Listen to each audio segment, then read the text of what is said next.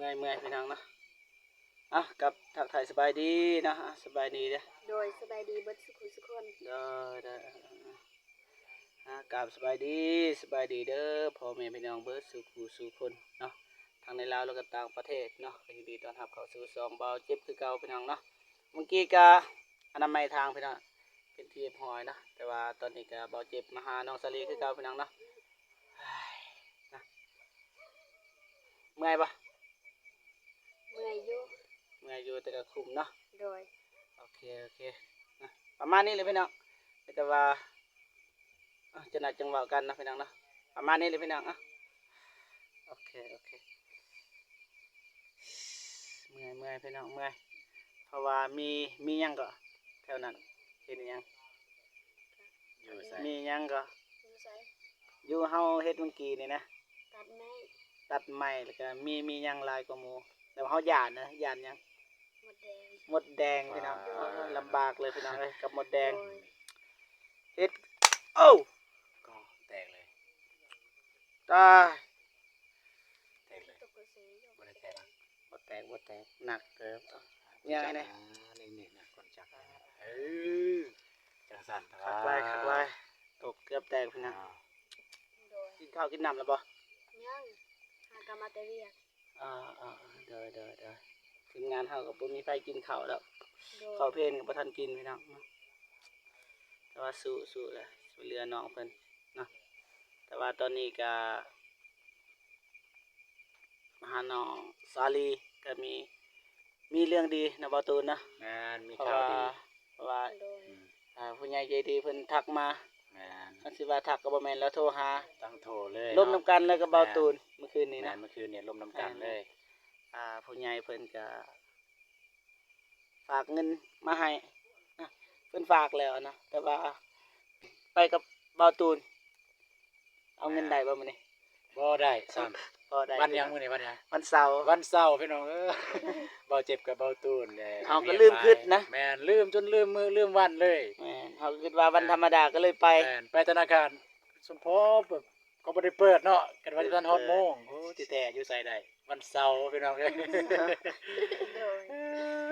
ก็เลยมันได้มาแจ้งเนาะแม่มาแจ้งให้น้อง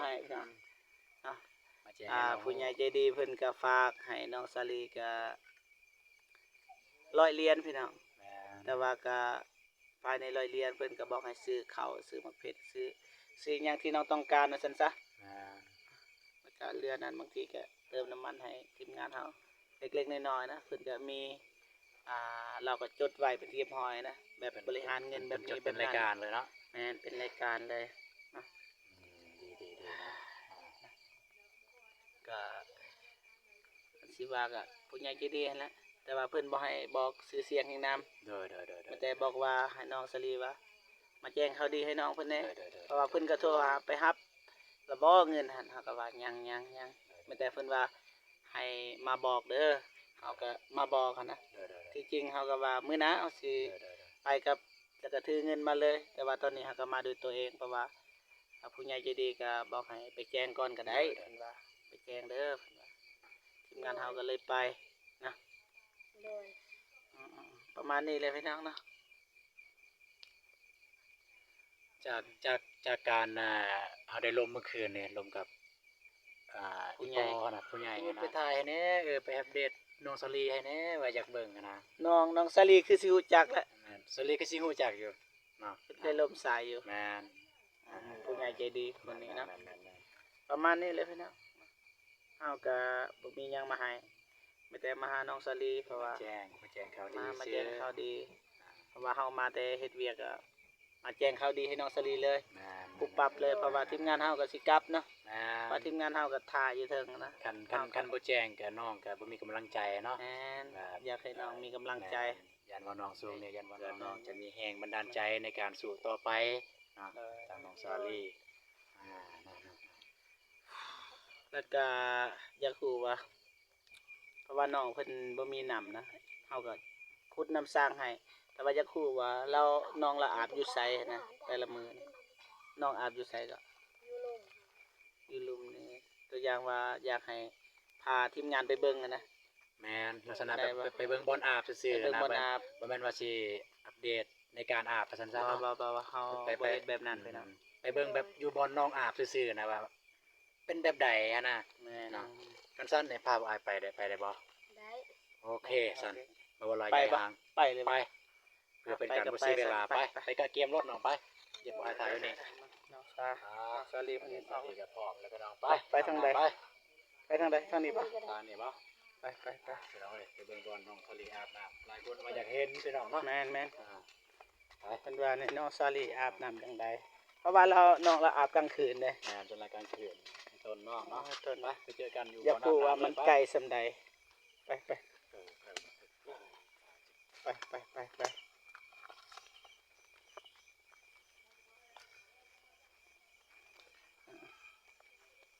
อยากรู้ว่าน้องอาบแบบใด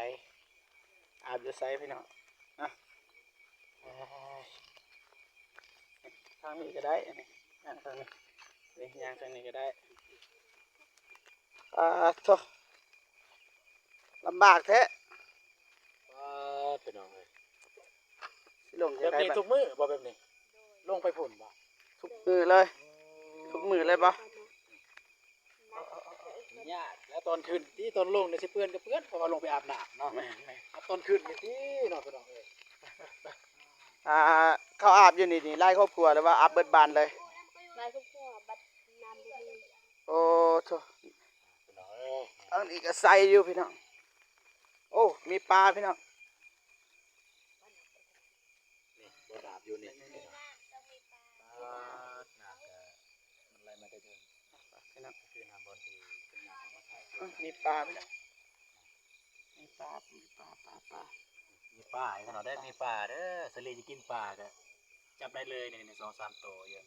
มีปลาพี่น้อง กำลังเป็นทหารเนาะป่าเนาะ อาบอยู่นี่เลยบ่น้อง โดย โอ้ยเนาะจังเป็นสะอาด น้องนั่งย้อนแม่กูอาจจะถามนิดนึง นั่ง อาจจะถามนิด เอ นึง อ เนาะผู้น้องมาอาบอยู่นี่ทุกมื้อบ่ยังแบบนี้บ่ โดยทุกมื้อ ไม่แต่น้องบ่มาอาบอยู่นี่เลยว่าแบบคนอยู่ในบ้านก็หลายบ่ โดยหลายคน เป็นหยังต้องมาอยู่นี่คือบ่มีน้ำเนาะ โดย ก็คือเห็นบ่มีน้ำเนาะต้องมาอาบอยู่นี่อาบน้ำของน้องสลีเพิ่นคือหลายคนก็อยากรู้เนาะน้องสลีอาบน้ำ มีคนมาเฝ้าได้อพี่น้องเพราะว่าอาบคนเดียวก็มันอยากเสียงและผู้หญิงนะผู้หญิงตัวคนเดียว มันต้องมีหมู่มานำ โดย คันคนเดียวมันสิยากกันเนาะเฮาบ่ฮู้เด้มัน